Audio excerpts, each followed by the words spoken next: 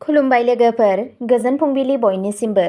नोंथांमोनखौ गोदान भिडिअ'आव आरो फिन खेबसेबाव बयखौबो बरायनाय बावहरग्रोनाय जाबाय। आं दिनै नोंथांमोननि सिगाङाव 12 आगस्ट 2025 मायथाइ एबा 26 सावन दान 1432 मायथाइनि सानसेनि फानजामुथिखौ फरायथिनो लादों। आसा खालामो नोंथांमोनहा भिडिअ'खौ नायना मोजां मोनगोन।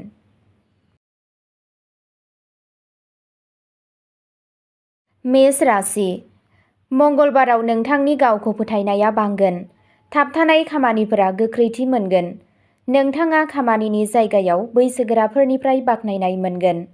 माखासे मोजां खौरांआ न'आव मोनसे रंजाथाव आबहावा सोमजिहोनो हागौ। गोसोआरि नारसिनथायनिफ्राय रैखा मोनगोन। रां थिसननायनि थाखाय बेयो मोनसे मोजां सान।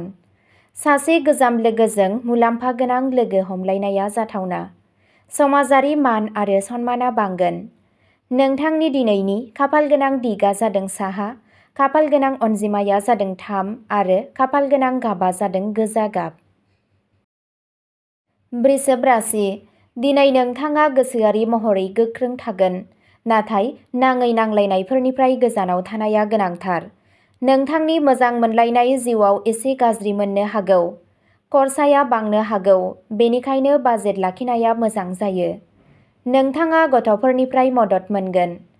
नोंथांनि धोरोमारि लुबैनाया बांगोन। गोजाम दाहारनिफ्राय उदां जानायनि आसा दं।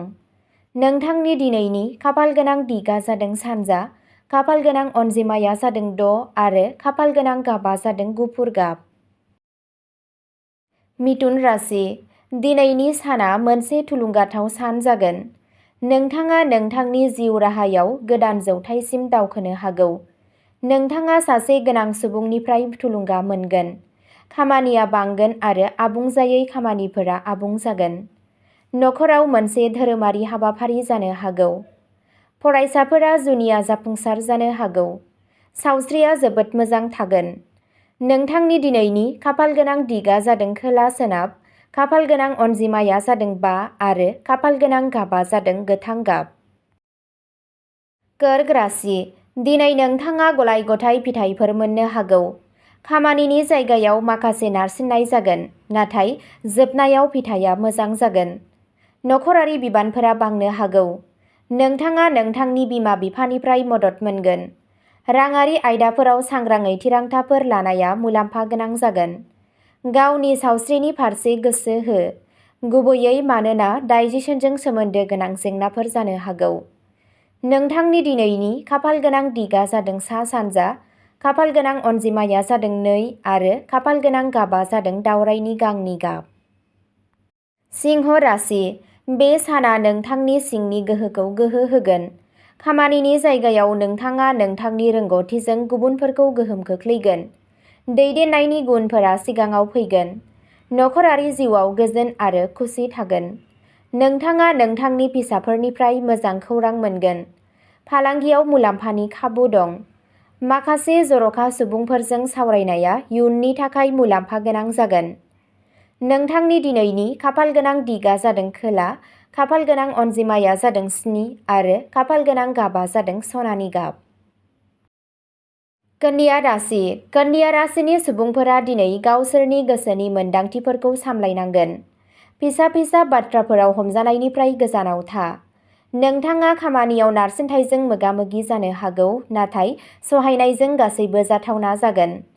नोंथांनि जिउ लोगोरिजों सानस्रिफोरनि सौग्रावलायनाय जानो हागौ, नाथाय थासारिया समजों लोगोसे दिदोम जागोन।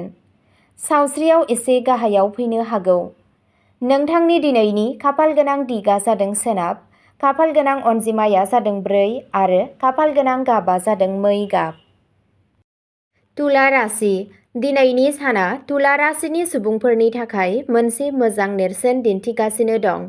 गोबाव समनिफ्रायनो सोलिबोनाय जेंनानि थाखाय मोनसे सुस्रांनाय मोनगोन। फालांगियाव मुलाम्फानि जाथावना दं। नखरारि जिउआ रंजाथाव जागोन। गोदान गारि एबा सम्पथि आरजिनायनि बाथ्रा साननो हागौ। मोजां मोनलायनाय जिउआव गोथौसिन जागोन। नोंथांनि दिनैनि खाफालगोनां दिगआ जादों खोला-सानजा, खाफालगोनां अनजिमाया जादों 8 आरो खाफालगोनां गाबआ जादों गलापि गाब। वृश्चिक राशि। वृश्चिक राशि सुबुंफोरनि थाखाय बे साना गोब्राब नाजानाय आरो जाफुंसारनायनि मोनसे जागोन। मोनसे गिदिर मावथांखिया नोंथांनि लामायाव फैनो हागौ। गोसोआरि गोजोनखौ लाखिनाय जागोन। बिफानिफ्राय लामा दिन्थिनाय मोनगोन। हाबानि थाखाय आरजाथाव सुबुंफोरनि थाखाय मोजां नेरसोनफोर दं। खामानिनि जायगायाव सासे सिनियरनिफ्राय हेफाजाब मोनगोन। दावबायनाया मुलाम्फा लाबोनो हागौ। नोंथांनि दिनैनि खाफालगोनां दिगा जादों साहा, खाफालगोनां अनजिमाया जादों 1 आरो खाफालगोनां गाबा जादों गोजा गाब।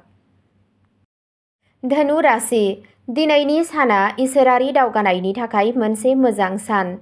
नोंथाङा मोनसे धोरोमारि हाबाफारियाव बाहागो लानो हागौ। नोंथांनि साख्रि आरो फालांगियाव मोजां मुलाम्फा जानो हागौ। नखरारि सोमोन्दोफोरा गोरोबलायनाय जागोन। राङारि आयदाफोराव दावगानायनि नेरसोनफोर दं। सावस्रिया मोजां जागोन। नोंथांनि दिनैनि खाफालगोनां दिगा जादों सानजा, खाफालगोनां अनजिमाया जादों 6 आरो खाफालगोनां गाबा जादों गोमो गाब। मकर राशि, मकर राशिनि सुबुंफोरा दिनै गोनांथार थिरांथाफोराव सांग्रां जानांगौ। खामानियाव हेंथा जानो हागौ, नाथाय सहायनायजों बिसोरो थासारिखौ सामलायनो हायो। न' आरो नखराव एसे दावराव-दावसि जानो हागौ। जिउ लोगोरिनिफ्राय मदद मोनगोन। गारि सालायनाय समाव सांग्रां जा। नोंथांनि दिनैनि खाफालगोनां दिगा जादों सा-सोनाब, खाफालगोनां अनजिमाया जादों 9 आरो खाफालगोनां गाबा जादों सिलरनि गाब। कुम्भ राशि, कुम्भ राशि गोनां सुबुंफोरनि थाखाय साना सोरजिलु जागोन। जाफुंसारनायखौ आरिमु, थुनलाइ आरो बिरोंदामिननि बिथिङाव मोननो हागोन। मोनसे गोदान रोंग'थि सोलोंनो खाबु थानो हागौ।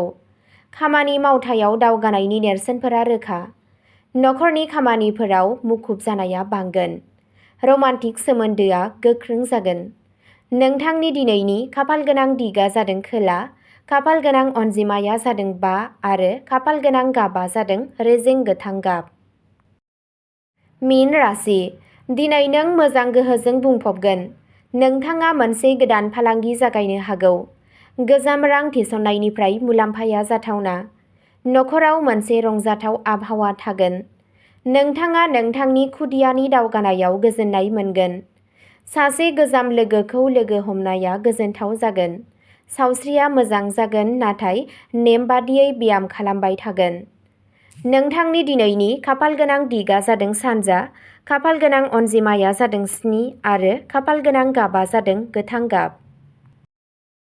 अब्ला दिनैनि भिडिअ'आ एसेनोसै।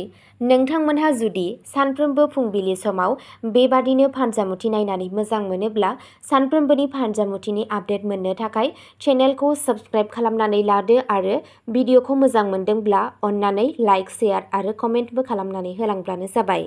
गोजोन्थों।